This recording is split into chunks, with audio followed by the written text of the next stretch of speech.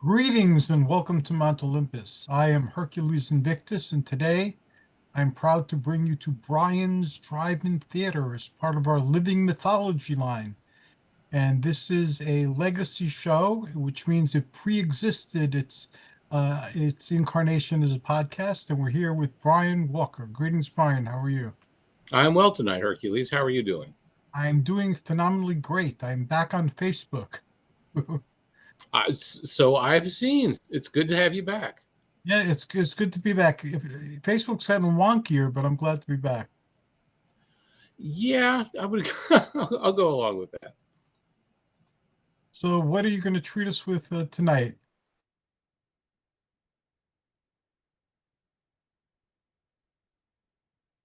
Hello? I think we froze.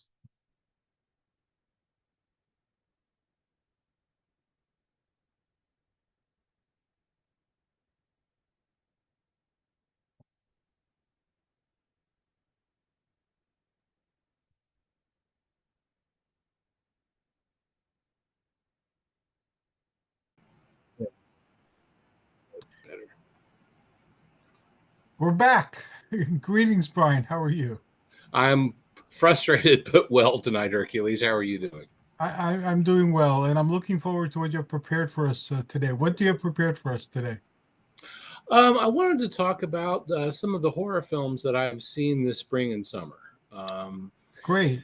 we're only what about 2.5 months out from Halloween, and for the last month, there's been all kinds of Halloween stuff in the stores. Our local Home Goods and our Michaels have had Halloween stuff. Uh, Heck, since I think the 4th of July, actually. And I've been indulging in it. I've been hitting at least one new horror film a week, and I wanted to talk about those in concert with some older things that I've been watching as well. Uh, Fantastic. and as a matter of fact, speaking of older films, today's movie of the day at Brian's Drive-In Theater is The Severed Arm. It is Deborah Wally's birthday. She would be 84 years old if she were still with us. Sadly, she passed away in 2001 from cancer. But this is, that I know of, her only film that's public domain, and it's a horror film. And it's actually not a bad horror film. So you can always go over to the Deborah Wally page at Brian's Drive-In Theater and click Now Showing, and the Severed Arm film will pop up. And it's a pretty good copy of it as well. It came out in 1973, and it also stars Paul Carr, who you'll recognize from lots of 60s and 70s television, and Marvin Kaplan, whom you'll also recognize from a lot of 60s and 70s television. But it's a fun movie to watch, and it's actually not pretty. It's not bad for a horror film. Before we proceed, well, we're still on the topic of your Facebook page. If you can let me know when you're showing Sword and Sandal, I'll gladly post it in the Sword and Sandal group, or if you'd like to post it there, you're welcome to. Okay, I will do that. I haven't run much lately because of the birthdays that I've had. I usually, whenever I do a movie of the day, if I've got a birthday of an actor who's profiled on the website, I'll usually see what public domain films that I have for that person, and then that will be the movie.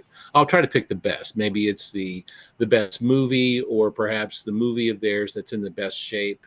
As you know, some public domain titles are in pretty rough condition, Right. and it makes them hard to watch. So I try to pick the best of the best. And what I've noticed on archive.org is that they continue to post better versions of some of the older public domain film classics. So I'm every time that I do post a new movie of the day, I will typically go into archive.org and see if there is a new and better copy. Usually not, but every once in a while you do find something new there. Last night, I just came in from Ohio this afternoon. I was visiting my father yesterday, and he and I watched an interesting film. It's not a horror film, but we watched a film last night called Bunny Lake is Missing. Hmm. It's Carol Lindley, who is profiled on my website, Keir DeLay, who's also profiled on the website, Anna Massey, who was one of the strangled victims in Alfred Hitchcock's Frenzy.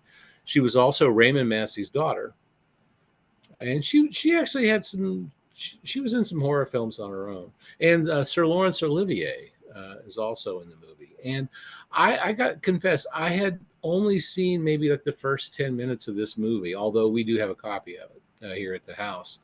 And I watched it with my dad last night, and he and I both liked it. It was not the film that I thought it was going to be. I don't want to.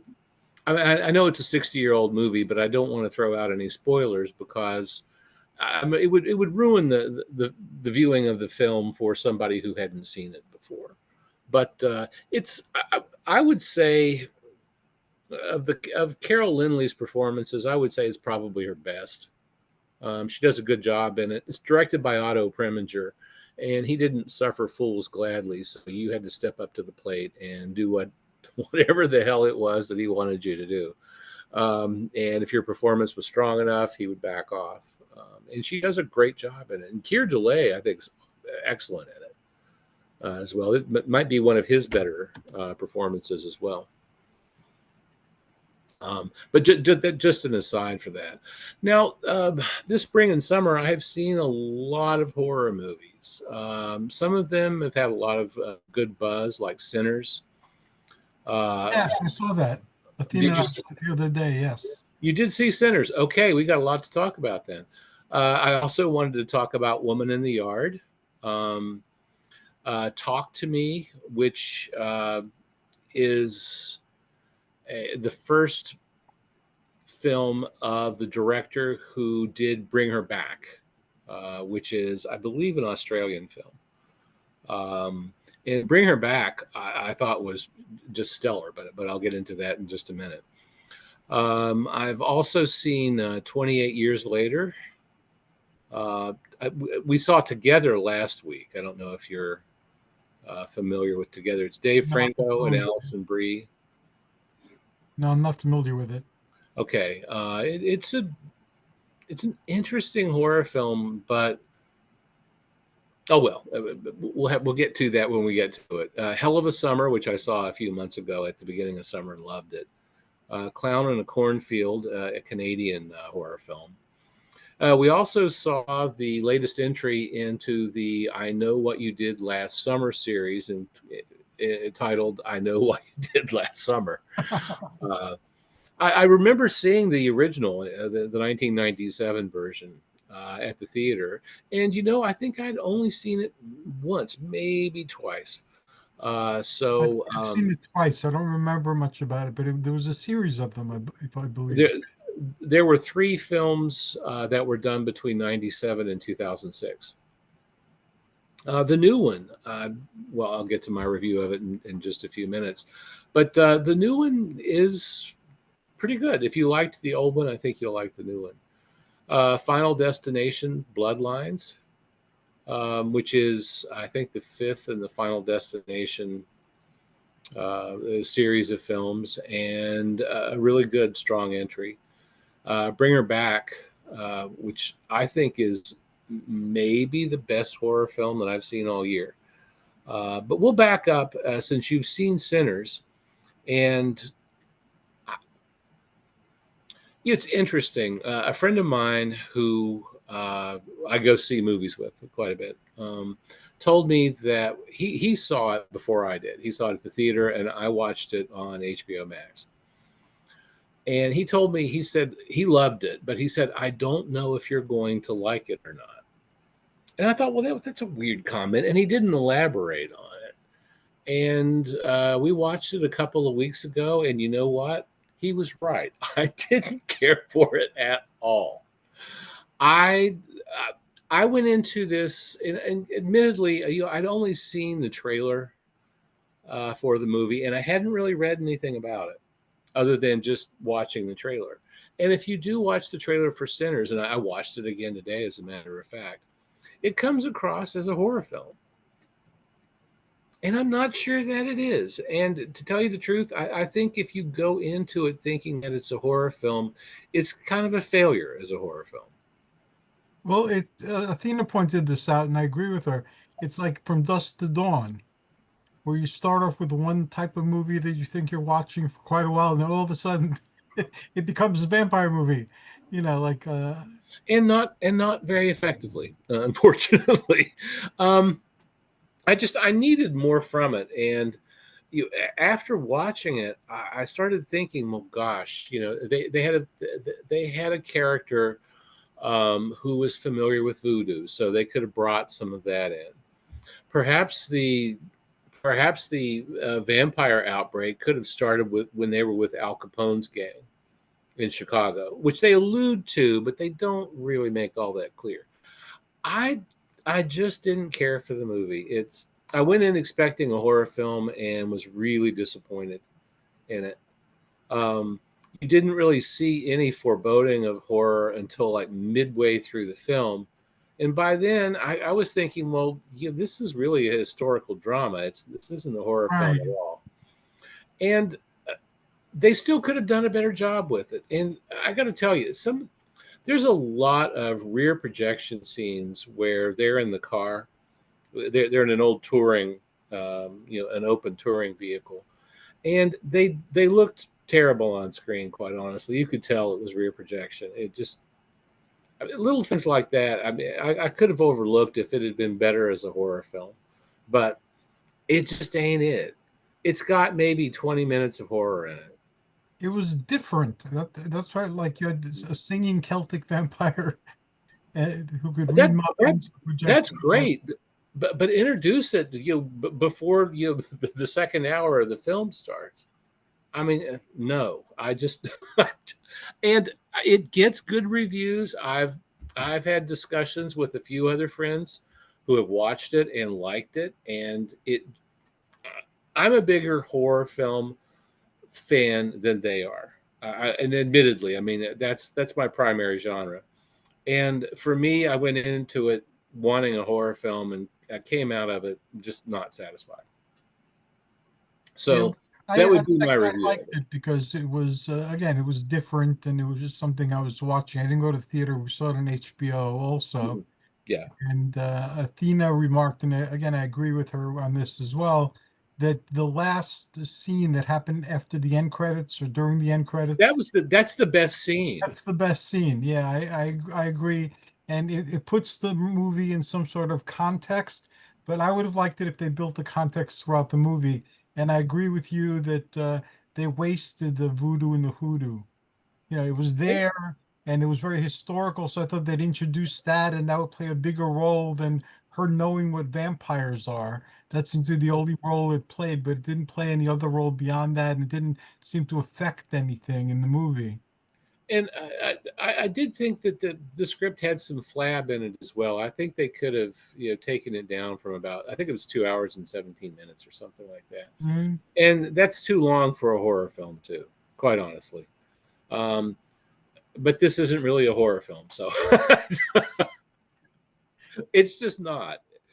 Um, and I was trying to think of what Woman in the Yard kind of weaves. It doesn't weave two genres together so much, but you are questioning whether this is a horror film or not at the end of Woman in the Yard. And there again, I don't want to toss out any spoilers if you haven't seen it. I haven't seen it. Uh, but I think it's more effective in what it's doing, and it's not a historical drama so much. But I do think that if you're questioning whether this is a horror film or not, um, Woman in the Yard for me was more satisfying. What was that about? It is there again. I was a little misled by the trailer for it because the trailer makes it look like a straight up supernatural horror film, and it's not. Not so much. Uh, and it's about this woman and her children. They're struggling to get by. Her husband was killed in an automobile accident.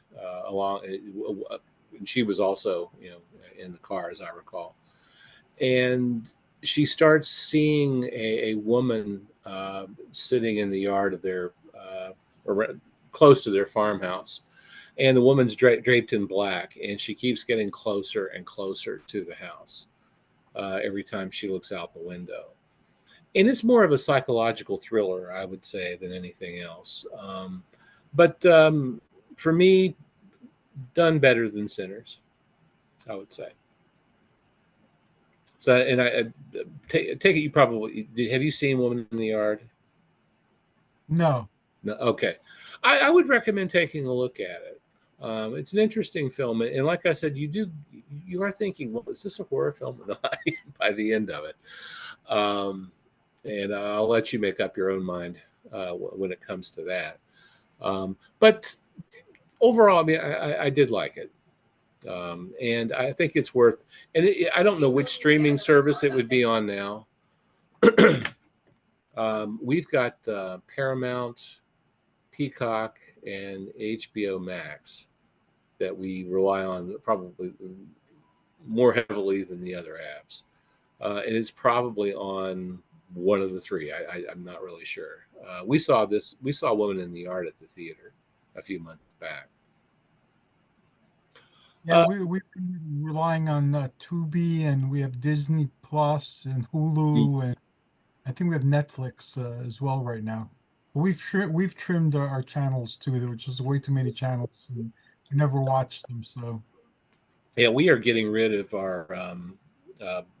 We have Dish TV, Dish Network, and we are getting rid of it. We just don't watch it, and we have an antenna, so we're able to get the main local channels anyway. So I don't really need the Dish. And Greg also signed up with Friendly TV, which is an app that has about 40 different channels, including the Weather Channel, Game Show Network, and there's a couple of others. There's a couple of other. MeTV is on Friendly TV, and there are 3 different permutations of MeTV. Now there's the regular MeTV and the channel that Svengoolie appears on Saturday nights. There's a MeTV cartoons, which is all old cartoons, the ones that you remember seeing, as a child. Popeye and Betty Boop and Yet Smith and all that type of stuff. a lot of Hanna-Barbera from the 60s as well. And so they take deep dives into cartoons. They do a lot of old 30s stuff. And the Betty Boop stuff, I think, is particularly fun to watch. I really do. And Friendly TV is cheap, too. I'm thinking it's like our version, they have 3 tiers, and ours is $9 a month. And like I said, you get access to about 40 different channels and stuff that you can't really find anywhere else streaming. So, and if you're a big Svengoolie fan, that's the best way to be able to, tape Svengoolie episodes if you don't have some sort of DVR, because the Friendly app has its own built-in DVR. I've never seen Svengoolie. I've heard people talking about them, including you, Mm-hmm. but I've never seen the show. I've seen pictures of him. Well, he's probably the most famous horror host that we've got right now. But he also has a bigger team. He has Nostalgia for Ratu, Gwen Gooley, and Imp. So he has more characters, and they also will occasionally do a show of their own, where they will. I think the most recent one that they did, and I can't think of what House of Svengoolie is what it's called. The most recent movie that they did was Earth Girls Are Easy. And, I remember. I love that movie. Okay. They also did Blair Witch Project. They've done a few others as well. And I think that they're probably going to be more of a regular show on MeTV. Rich Coase, who portrays Svengoolie, and I mean he does a great job and has been doing it since 1979. But he is, I believe, in his mid-70s now. Wow. And I think it makes sense to maybe take some of the heat off of him. He even if he has shown the movie 10 times before, he still does some new content every time that movie is shown. So you're not really seeing A a rerun. rerun. Like you're not seeing a rerun of the show he did like 8 years ago or something like that. They do add new content to it, which I think's amazing. I mean, he's like I said, he's in his mid 70s. There'd be a lot to do. You to There's a do it. lot going on in the pictures that I saw. I must have seen old pictures. Well, your makeup like that kind of makes you ageless. I mean, you look at Cassandra Peterson, Elvira. Um, she's also in her 70s, but I think she looks fabulous, She for her age. does. Yeah. You can tell that she's taking very good care of herself. And I think part of that though is being able to wear the makeup and the wig, and I'm not sure she's doing that anymore. But she was able to do it for a long time and looked incredible.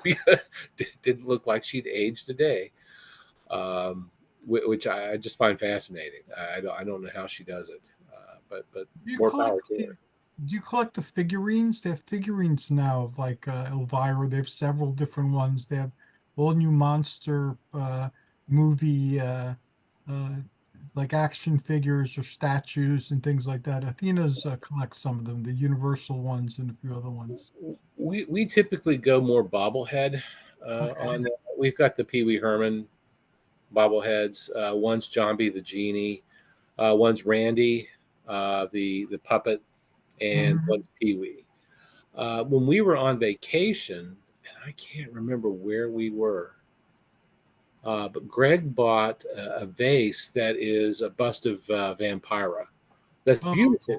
It's beautifully made, and for the life of me, I don't remember where we got it. Hmm. I, we we haven't gone that far, but we have been on the road a lot this summer. it's great that you guys travel. That is fantastic. What do you call it? Life is short, and you're seeing as much of the world as you can, and you're not just confined to one area. It's a great thing that you travel around, and I'm glad that you do it. Well, me too. Greg's having a few mobility problems right now. We when we were in Saugatuck, this was gosh about a month ago. We had rented a boat, and where the dock is a little awkward to get in and out of the boat, and he sprained his knee Oh, getting out of it. So he's been wrestling with that for the last month, and it's kind of slowed him down. We went to Kennywood, which is Pittsburgh's amusement park. Last Tuesday, as a matter of fact. He had some trouble at the end of the day. I think all the walking had aggravated it. So he's in physical therapy now. I'm glad. Yeah, me too. But that said, we are going to be traveling more this fall. So I just wanted to. It's just nice to, while everybody is mobile and while everybody still feels good, this is the time to do it. Yep. Yeah. It's also the time to watch, old and new horror films, though. And my favorite season and yours is coming up. Yes, it is. Um, we I wanted to see 28 Years Later in the theater, and I don't, for whatever reason, I just never made it. So we actually watched it. I don't remember which streaming service it was. It could be HBO Max. I'm not sure. And I really liked it, but it's not much anything like what I thought it was going to be. And I had watched 28 Days later in order to prep for 28 Years Later. And um, I, I wasn't disappointed or anything in the new film. Actually, I think the new films, in terms of a quality production, it's a very good movie. It's very well produced, very slick, very glossy, very entertaining as well. It just wasn't as I guess I was expecting a little more gore out of it. Not that it doesn't have some, but it's not quite as gory as what I expected. But that's okay. I mean, it's a well-made film overall, and I would recommend that if you're a horror film, seeing 28 years later would be a good idea. Uh, What's the plot of that? What's the plot of that? oh God, that's a good. The outbreak is still around. Years and years later, a lot of the people who are exposed to the virus are they've sort of made their own community. Um, they're they're getting better and smarter at those they are hunting, and it's just sort of a tale of survival for this little boy. Um, well, I should call him a youth. He's not just a little boy. And it's really about whoops, shoot, it's really about him and how he perseveres and how he survives the outbreak, and it's very well done. It's a good movie. Something to add to my list then. Another one that I think you really should watch once it does hit one of the streaming services is called Together, and it's one I saw just last week. It's Dave Franco and Allison Brie, and they are a couple. They've been they're mid 30s and they've been together for probably 10 years or so. And he's been trying to make it as a musician and it just hasn't come together for him. I mean, he does gigs, but he's not making any money. And he's in his mid 30s. He's like 35 years old, which seems to be when people start to give up on their dreams. But Mhm. I think, well, it does. I think. And his girlfriend, Allison Brie, is a school teacher, and she gets the opportunity to get out of the city and move on to a better job where she's got more freedom and it's less expensive to live. The cities are expensive, and it's really about.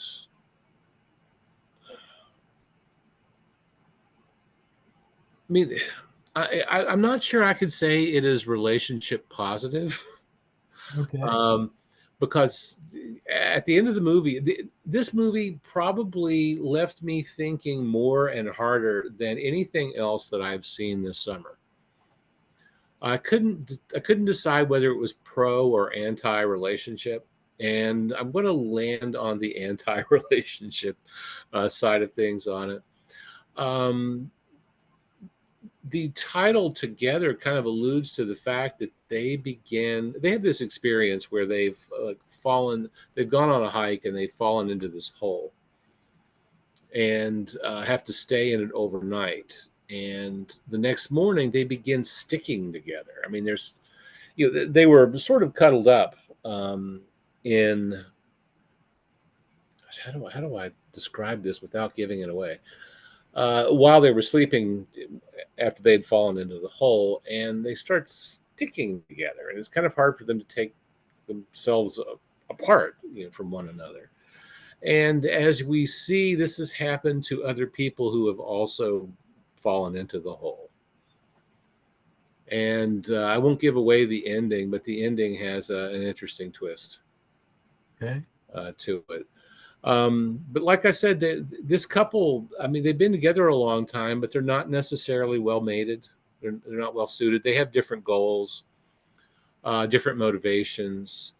In a couple, you could have different interests and such, but you need to be similarly minded when it comes to goals and morals, to tell you the truth. And if you're not, I think that means that you're not such a great. It's just maybe isn't the right pairing for these two people. And particularly Dave Franco, his character in it comes off as just this loser. Well, I mean, at least from my viewing of it, she's moving on in her career. She's industrious. She loves what she does, and he's just kind of floundering. And But he's been allowed to pursue his dream Oh, he has, and she yeah, has. more than most people get to do in their lives. A lot of people like you have grand goals and you've pursued them. I've watched you do it in the years I've known you, and before when all I knew you was from your website that you're somebody who does. I'm also somebody who does, but I know a lot of people who just remain bitter. And it sounds like this character, at least he had somebody understanding enough to let him try. Oh, she is his girlfriend has indulged all of this, Mhm.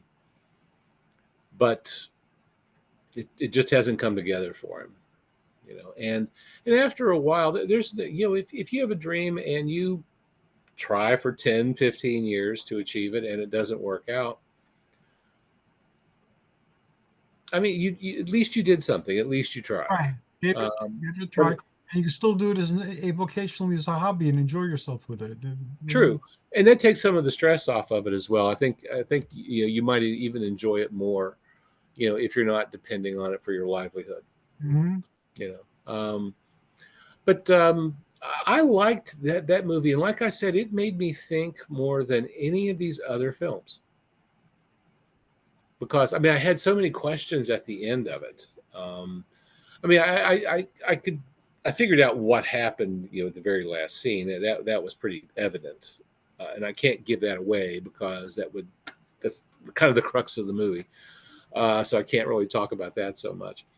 But I mean, I I kept thinking, well, what is this saying about relationships? They physically began growing together, yeah, but it's very painful. It's body horror. Um, and they are able to extract themselves and then they start sticking together again.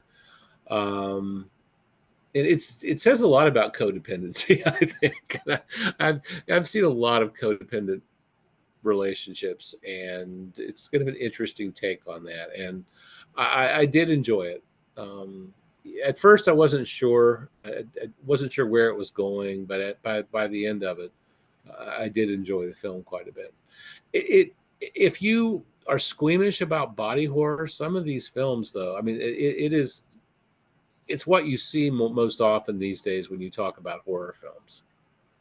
And I guess it's just the particular subgenre that's popular right now. In the early '80s, slasher films were the big thing, where somebody had a knife and was cutting up people, and there were gallons of stage blood. These are very different. These are very painstaking, like peeling somebody's skin off types of horror films. Very effective, but a lot of it will kind of make you cringe, and you go, oh, I've watched a few of the scenes in some of these movies, kind of like this too. I guess it's hard to make people afraid with the traditional horror tropes, so they had to do something different. So I guess they're doing this. Well, I do think that the body and the self are like preeminent now. I mean, it is what's going on, and I think that's where it comes from. And there is a morbid fascination with surgery and such in our culture. I think it's because it's so expensive now that only the rich can afford it. But yeah, body horror is the rule of the day, and I do enjoy it. But some of it can be Graphic. extremely graphic and almost painful to watch. Now that appeals to me. Um, I mean, I don't like the sadistic element of it so much, but I think that's what makes me cringe about it. But it is effective, and it does produce that effect in you that any horror film should. I mean, it should get to you after a while. It should have some sort of physical reaction. And if I know what you mean. When Walking Dead was playing, we used to watch Walking Dead, Mhm. and they kept getting more and more like horrible and graphic. And there was one scene with when they introduced Negan, and he Mm. kills Glenn. And I said, I'm not watching this anymore. It's no longer horror. It's blood porn. Basically, it's Mhm. what. Autopsy. Yeah. So that was it. You know, the show went, it continued for a few seasons. No desire to watch it, no desire to read the graphic novels. That episode just killed it for me on the spot. And we've been following it for years too. You know, it's funny that one episode of a TV show, or some of the vloggers that we follow on YouTube will do an episode that turns us off, and then we'll stop watching, you know, Mhm. their content. I don't know why that happens so much, but I guess sometimes you've just had your fill, and then that's that. Yeah, that was just a bit too much. They'd always taken it far. They took it too far, and it was very unpleasant, and I didn't enjoy watching it. Or even because I love horror movies as well, or horror Mhm.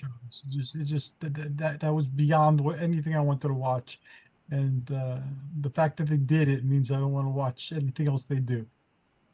Well, getting away from some of all that, and maybe going back to a simpler time in horror films, are a couple of Canadian horror films that I saw.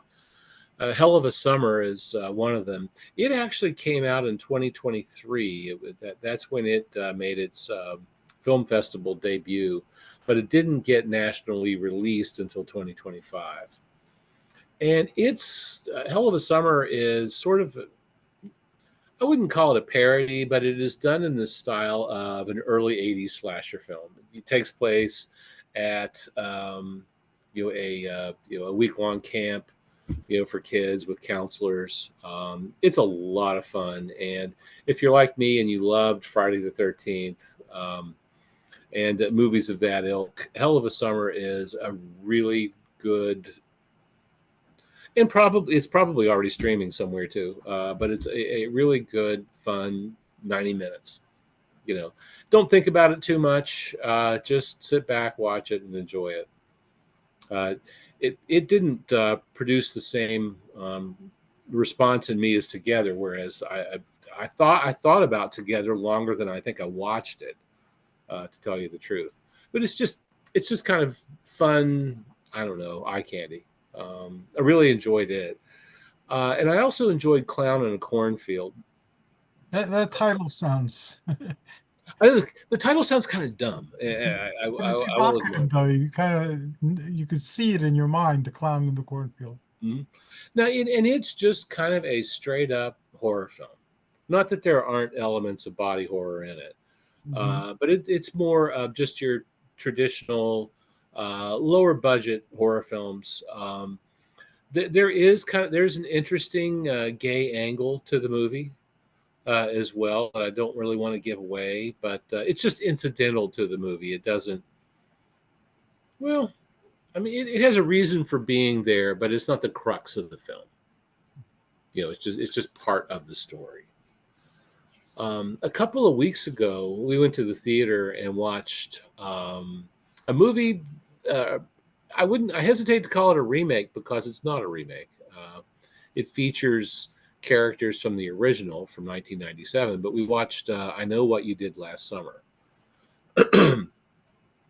which I saw the original I Know What You Did Last Summer, the one that was released in 1997. The one from this year, the one that is in release right now, I really liked. I liked it a lot. It's engaging. Uh, there are lots of callbacks to the original film as well, including with the cast list. Dies in the very first movie, but they are able to bring her back, for a scene. Um, she's not real, necessarily in it, but looks fantastic. Um, the original film's 28 years old, so these were young 20 something actors back in the day, and they're now about 50 or so. Uh-huh. Freddie Prinze Jr. Is in it. And does a great job, by the way. He's a lot of fun in the movie. I had read that he had stepped away from acting, but he hasn't lost anything. He was very good in it. And Jennifer Love Hewitt is also in it, and there again looks uh, the same age now as she did when she made the first movie. Brandy Norwood is also in the movie. And they have a new set of kids who have um, did they or didn't they kill somebody, and then one by one they started getting plucked off, just as the original was. Um, and it's a lot of fun. And I went back and watched the original film just to get some context for the remake. That's not a That's what we'll remake. probably do. Probably watch the originals, the three movies, and then watch the new version of it and see what happens. One of the I can't go ahead, go. I'm sorry. I keep calling it a remake, but it's not a remake. an update of. We'll just call it the fourth movie in the series. There you go. That makes How about that? sounds better. Have you seen the low budget horror Popeye movies? They made there's two of them that I heard they were making. No. One of them is on Tubi already. I haven't had a chance to watch it, but now that Popeye's entered the public domain, they're doing like they do with Winnie the Mhm. Pooh. They're doing horror movies with Popeye. Kind of like they did with the banana splits, I Yes, suppose. yes. Uh, Although banana splits aren't in the public domain. I don't know how I feel about that because I didn't see the banana splits movie. I saw it. I had a friend who saw it, and he said, he said, you're a fan of the banana splits when you were a kid. You probably don't want to see this. So I just let it go. I gave my Maybe I will. DVD away, which Curiosity is shows starting you to get about me. how little I liked it. Usually I Oh, keep really? that. Yeah, I gave it away. So I didn't keep my copy of it. But we saw it once. Athena walked away during part of it, and I watched the whole thing. It's like I don't want this, you know. I've done that before. But yeah, I would recommend watching. I know the new entry in the "I Know What You Did Last Summer" series, which is "I Know What You Did Last Summer." I recommend seeing it. It's a lot. It's good escapist. It's good, a good escapist film. Kind of inventive with the way that people don't make it. I really enjoyed it. And another movie that's part of a series is the Final Destination entry for this year, and that's called Final Destination Bloodlines. And the premise of it is, well, like all the Final Destination movies, a character will have a premonition of a horrible disaster that will kill a lot of people. And this character is able to stop the disaster from taking so many lives. And it angers Death. So Death wants to go back and kill all the people that Death was going to kill in the original disaster. And in Final Destination Bloodlines, this woman is in this Space Needle in the 1960s. And she's getting ready. She's pregnant and getting ready to get married to her boyfriend, who is the father of the child. And the Space Needle, which is full of tourists, starts to fall apart and kills everybody, hundreds of people, everybody who's in it. Well, that premonition that she has about it happening, when it does start to happen, she's able to save most of the people who would have perished in her premonition. Well, Death then goes back one by one to eventually kill all of those people who were in the Space Needle in 1965 during what was supposed to be that disaster. That part of it's kind of like a disaster movie, like The Towering Inferno or Earthquake. Something. It's really well done too, and it's the very first scene, so it really grabs you. And that's something that's so important with a horror film that Sinners just doesn't have. If you don't have some horror in that first scene, forget it. It's not a horror film. It So just doesn't work. it's a history channel for 2/3 of the movie. Yeah, yeah, it Right. is, and and that part of it's mostly well done too. But it was sold to me as something that it's not, and I think that's my biggest problem with it. Going back to Sinners, but Final Destination: Bloodlines, the woman who has the vision is still around in 2025, but she's kind of crazy. Lives alone, has alienated her family, but has collected all this information about those people whose lives that she saved back in 1965. One by one, death has taken them all. And it took him, well, I don't want to call death a him, but it took the character, well, it took death a long time to round those people up. So in the meanwhile, they had children. And in some cases, their children had children. But everybody in that line has to die. You know, Right. if your grandfather was part of the group that should have died in the Space Needle collapse, then death is going to come after him, then your parents, and then you. Or actually, just not both of your parents necessarily, but the one who is descended from the person who was in the Space Needle to begin with. Like that's probably the best way to do it. And the murders are really inventive. The way that people die, the way that death does it, and death's a character, but you don't get a much of a physical sense of death. It just seems to be more of a concept than anything else. Mhm. But a lot of fun, and from that first scene, I mean, it just doesn't let go. It keeps it up the whole way through. It's a good horror film. That's made it to my list as well. And the final one that I think you ought to add that I've seen so far is an Australian film called Bring Her Back. It is a roller coaster ride. It is so well done. And it's clearly not a very expensive film. The two main characters are a 17-year-old male and his what looks to be like a tween, a 12, 13, 14-year-old half sister.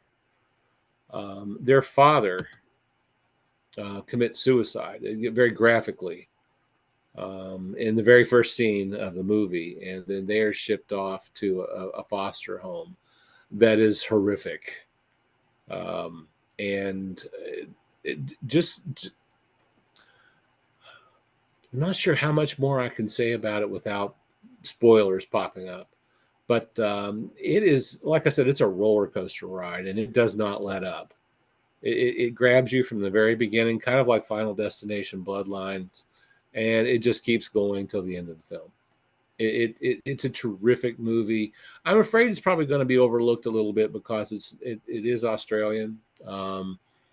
Might help to even have the subtitles on the closed captioning from time to time, especially if you don't hear so well, and that's becoming an increasing problem for me. Yeah, we do that. We put the subtitles on so we could hear. And it is sometimes we're not hearing as well. Sometimes the sound quality in a movie, makes some things difficult to hear. And True. sometimes it's the accent. You can't really make out what the person's saying. That's true too. And the when we saw it together last week, we actually saw the showing for that day that was captioned. And Greg kept telling me throughout the movie, he would lean over and said, I can actually. He said, I can actually figure out what's going on in this one because the captions were helping him out because he has some hearing loss. It's annoying though when the captions don't match the dialogue. That happens. That Which happens. does happen from time Yes. to time. And the plan for tomorrow is that we're going to see Weapons, Okay.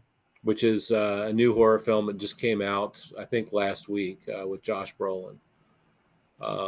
It looks, I watched the preview, it looks pretty good.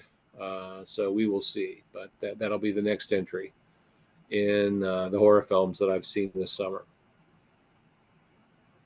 Wow, that was quite a tour you took us on. We touched on lots of films. And for everybody listening out there, I'm sorry about Sinners. I'm not saying that it's a bad film, but I am saying that it's a bad horror film. It's just not. If you walk into it like I did, expecting a horror film, you are going to be disappointed in it too.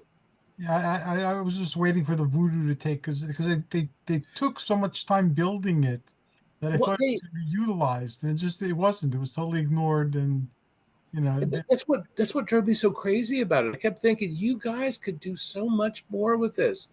uh, I was sitting, sitting watching it. And I just kept thinking, well, this is just a red herring. You're not going to do anything with it. And sure enough, they didn't.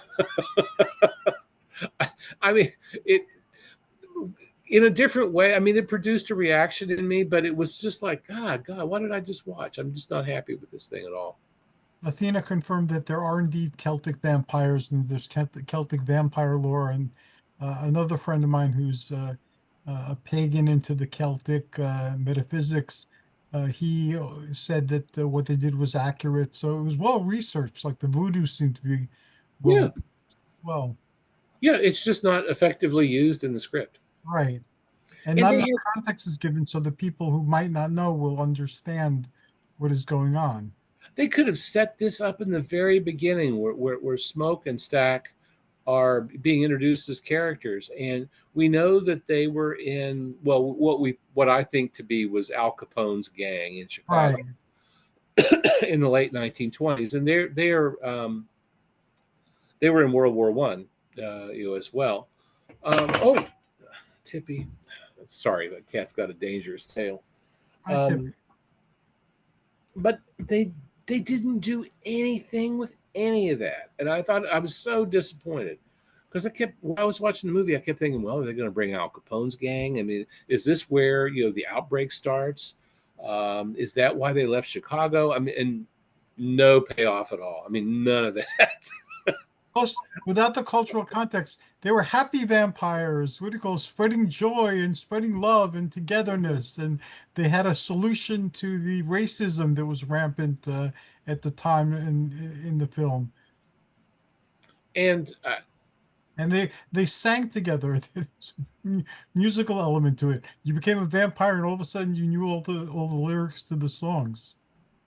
yeah, I was so disappointed in Sinners. And like I said, I've talked to a number of my other movie loving friends who thought it was great. Thought it was a great movie. Maybe it's just me, but I thought it just stank as a horror film. It just doesn't work.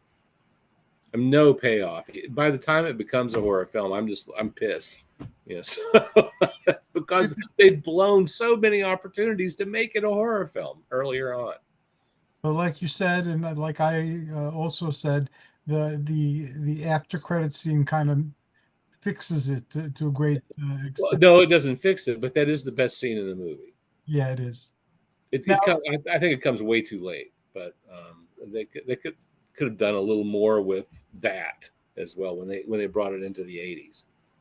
we're But coming to the end of our conversation, but is there anything we can look forward to ahead? You mentioned a couple of movies you're going to see in the weeks ahead. Anything else we should look forward to as the summer progresses? well, it's the lead up to Halloween, so yeah, I'm going to be hitting horror movies particularly hard, um, especially for the next 2 months or so. Great. Something that we're going to get to do for Halloween for later in the year is we're going to Disney World in late October. We're going to go to Mickey's Not So Scary Halloween Party at the Magic Kingdom, and we're also going to Epic Universe at Universal.